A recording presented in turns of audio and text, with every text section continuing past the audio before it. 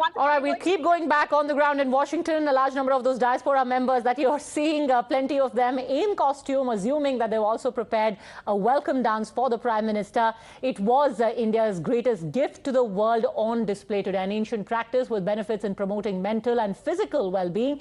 Yoga has gained widespread recognition, not just in India, but across the globe. India believes that yoga has transcended the boundaries of religion and geographical barriers to bring happiness to people's lives. From Siachen Glacier to INS Vikrant, Yoga Day was celebrated with gusto. But the highlight of the day definitely was the Prime Minister leading 180 plus countries in celebrating Yoga Day under the banner of Vasudhaiva Kutumbakam.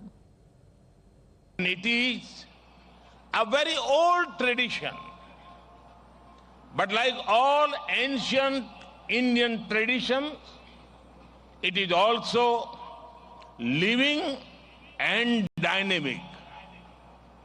Yoga is free from copyright, free from patents, and free from royalty payments. Yoga is adaptable to your age, gender, and fitness level. Let us use the power of yoga not only to be healthy, happy, but also to be kind to ourselves and to each others. Let us use the power of yoga to build bridges of friendship, a peaceful world, and a cleaner, greener, and sustainable future. And joining us, one of the foremost proponents of yoga in India, Sadhguru Jaggi Vasudeva, founder of Isha Foundation. Sadhguru, thank you very much for joining us. What do you think today the larger message was that India was sending through the celebration of Yoga Day, especially about the philosophical roots of the practice? Namaskaram, and well, International Yoga Day, as you know, UNESCO made this part of SDGs also, the UN agencies. The first thing we need to clearly decipher is that yoga is not a culture, yoga is not a philosophy, it is not even a teaching, not an ideology, not a belief system. These are technologies for well-being. No individual civilization has looked at human mechanism with as much profoundness as the culture of Bharat or Hindustan has looked at, because almost 5,000 to 6,000 years of uninterrupted development of civilization happened because we were protected by the mountains on the top and the oceans in the bottom. This is the reason why we use these two geographical features as Himalayas and Indus-Sagara. That's why it was called Hindustan. Today it has taken on many forms that's different, but we bowed down to this geography because we knew our well-being and lack of interruption from violent forces across was mainly because of the mountains and the ocean.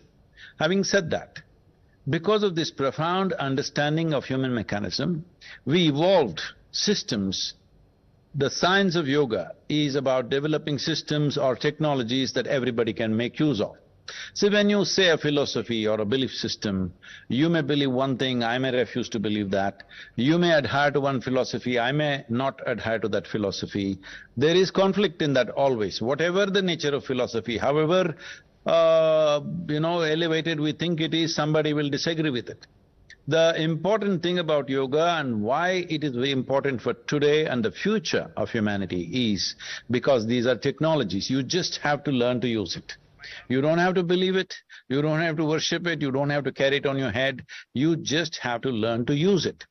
As human intellect evolves, we have to admit this, probably this generation, not probably, definitely is far more intellectually active than any generation ever before. This much of population percentages were never exposed to intellectual activity in the past. This is one reason why yoga remained as a niche practice were only those people who understood the significance of it. But for the first time, probably 80% or more of the children in this generation are going to school, they're intellectually being exercised. Once human intellect fires in a big way, what I see is, in the next 25 to 40 years' time, literally everybody will move in this direction because these are technologies for well-being. This was not possible to spread it on this scale in any other generation because there was no breadth of intellect. But now we are beginning to have that. In the next 25 to 40 years' time, that's going to multiply in many ways and deepen in many ways. And when people realize that it doesn't matter what we have, how much economic well-being we have, how much comforts and conveniences we have, something within us doesn't settle. Actually, the Yoga Sutras themselves begin like this. It's a very strange way of starting a great document. It starts with a half a sentence. Patanjali just says, "And now, yoga."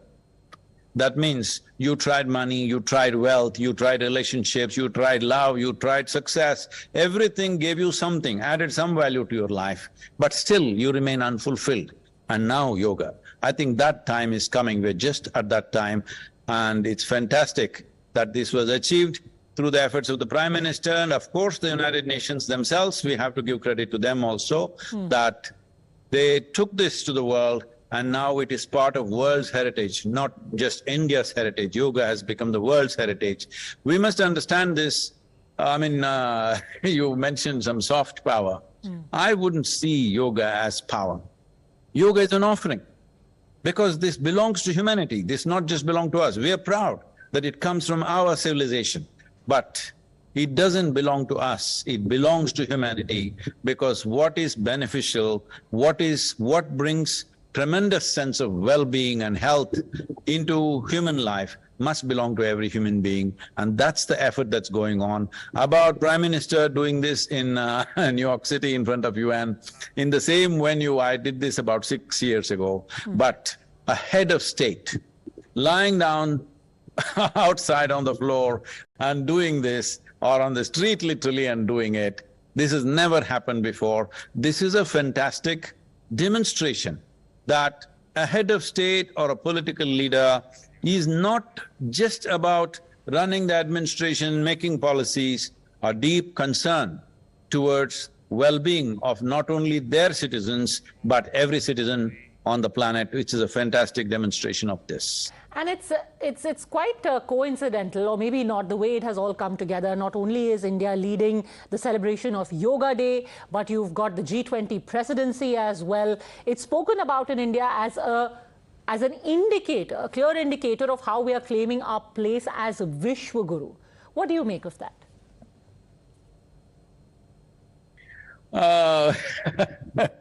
It means if you want to see Guru as a guiding force, or if you want to see Guru, the word Guru literally means, Gu means darkness, Ru means one who dispels that. So in a way, Guru means a beacon of light, a beacon of a way to show us through this, because the world is suffering this right now. Just 2 weeks ago, the Surgeon General of United States said, every second American, 1 in 2 Americans are feeling lonely. Loneliness is the first step towards mental illness. And the kind of statistics that are rolling out about mental illness are dangerous, are simply dangerous, because this human well-being as a generation, we have the highest levels of comforts and conveniences. Our parents and our grandparents did not even imagine this is possible. Just look at this. You are in Delhi, I am in London, and we are talking to each other. When was this possible?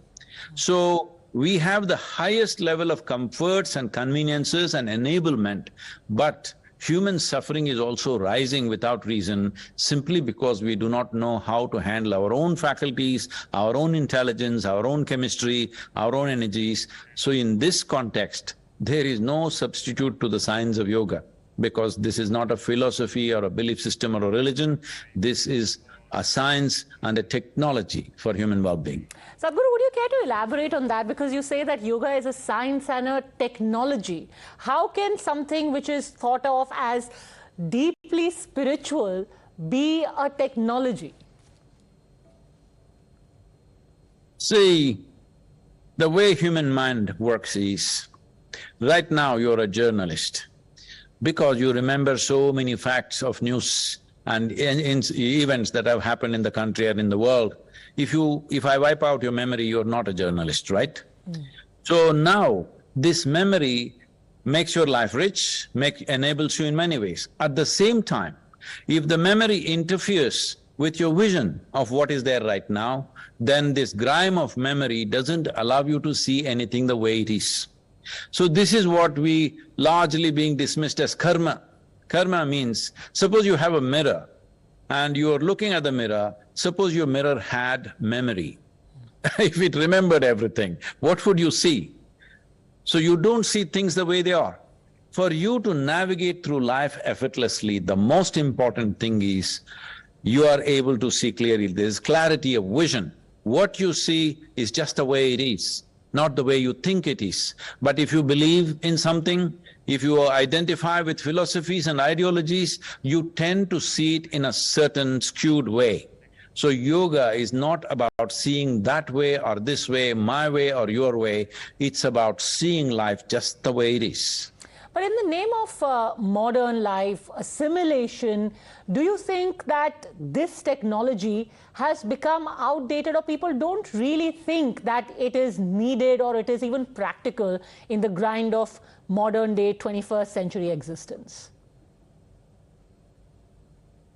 Well, I'm not somebody who is given to sadness like that, but it is a tragedy for a civilization. Something so profound is right at hand and we're looking all over for well-being. So, the only way to ensure that it becomes valuable is the entire humanity should embrace it, because this is not yours or mine. This is a profound realization, this is a discovery as to how system works. Today we have a research center established in the Howard Medical School in Beth Israel Hospital. You should see the scientific studies. You won't believe. Like that, it's like magic, okay? Just a few years ago, everybody would have laughed at this. Oh, this is not possible. I've been talking about it for 40 years. But from ridicule, today it has come to, serious recognition across the world, because now they only believe what is said in the laboratories, not from our inner experience. But now the labs are saying 100% what we are saying. They're giving more details and more the kind of language that the world understands. But what I see is, as I said in the beginning, seeing life the way it is most important.